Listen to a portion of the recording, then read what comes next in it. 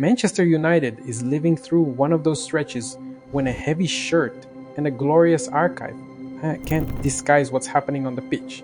In the past few days, the sequence has been brutal and instructive at the same time. On Sunday, August 24th, 2025, the team let a road win slip and drew 1-1 with Fulham on opening weekend. August 17th, it lost 1-0 at Old Trafford to Arsenal. And as if that weren't enough, on Wednesday, August 27th, came a League Cup exit at home 1-2 to Grimsby Town, a 4th division side. None of this is an isolated bad day. It's a pattern. 2 league matches, 1 point, 1 domestic cup already gone. For a club of this size, those are not blips, they're symptoms.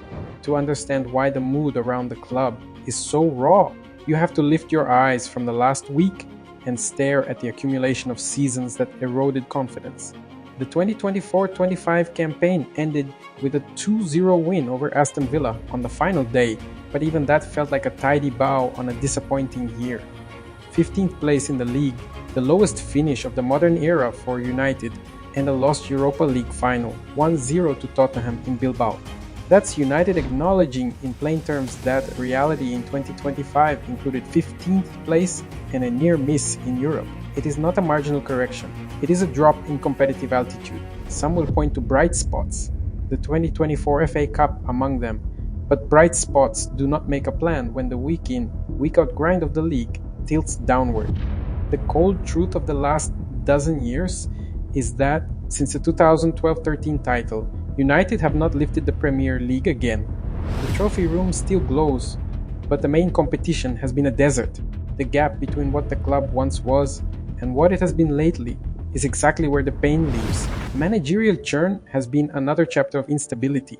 Erik ten Hag's departure in late October 2024 was followed by the arrival of Ruben Amorim in mid-November. This isn't a judgment of either man's ideas, just a recognition that football leadership has been searching for the right road. United made a big bet on a young coach with strong principles and a domestic resume forged in Europe. What he inherited, though, was a squad that has long lacked coherence across its lines. The match days so far have been a diary of a rebuild that hasn't found a stable axis yet.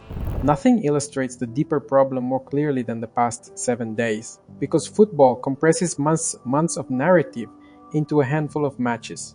The league opener, a 0-1 at home to Arsenal, felt like a reminder that Old Trafford isn't scaring people the way it used to.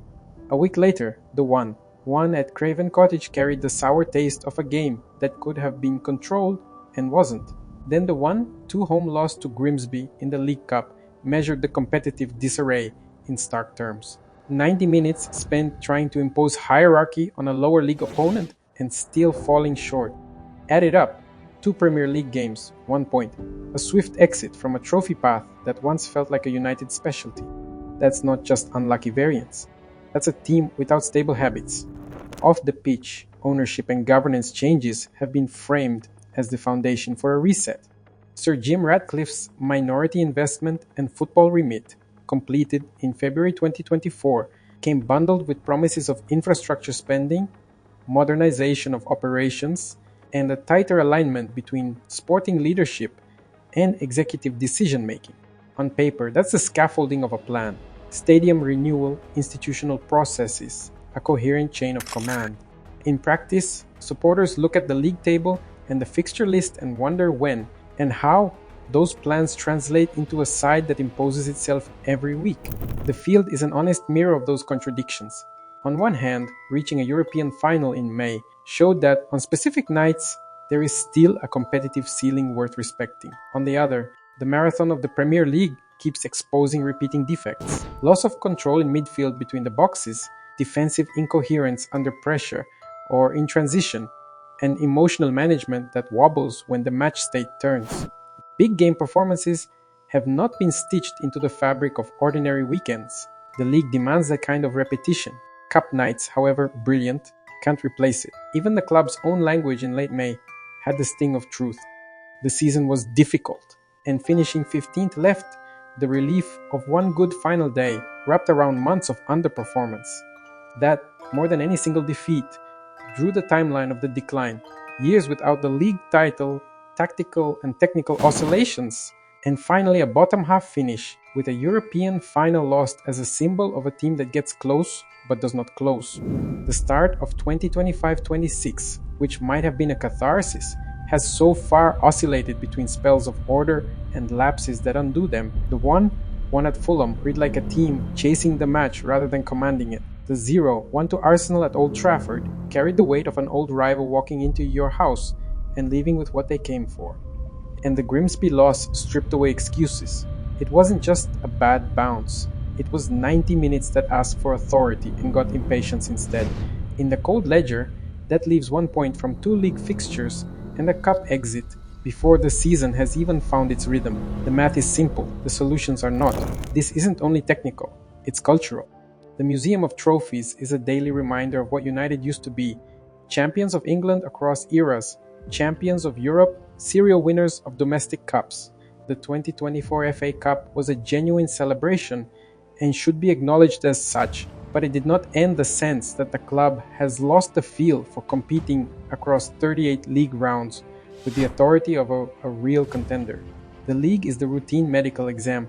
The cups are the gala nights. If you fail the exam, the gala looks like an elegant accident. There are mitigating factors, and it isn't dishonest to recognize them.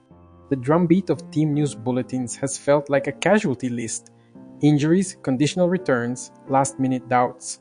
A squad with stop-start availability rarely gives a coach the continuity of rehearsal that complex models need. But United supporters do not bargain for reasons. They bargain for behaviors.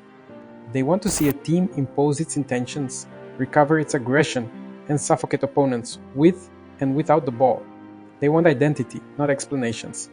If there is a lesson in the past week, it's this: the Premier League does not forgive fragile habits, and domestic cup stumbles against lower division sides are spiritual thermometers. The Grimsby defeat was more than a bad result. It was a symbolic alarm, because it happened at Old Trafford, a ground that was, and should again be, a place of emotional imbalance for visitors. If United want to interrupt the narrative of ruins, it must reprogram its football habits at the atomic level. Coordinated pressure, compact lines, clarity in the first phase of build-up, rational occupation of midfield, better decision-making in the final third.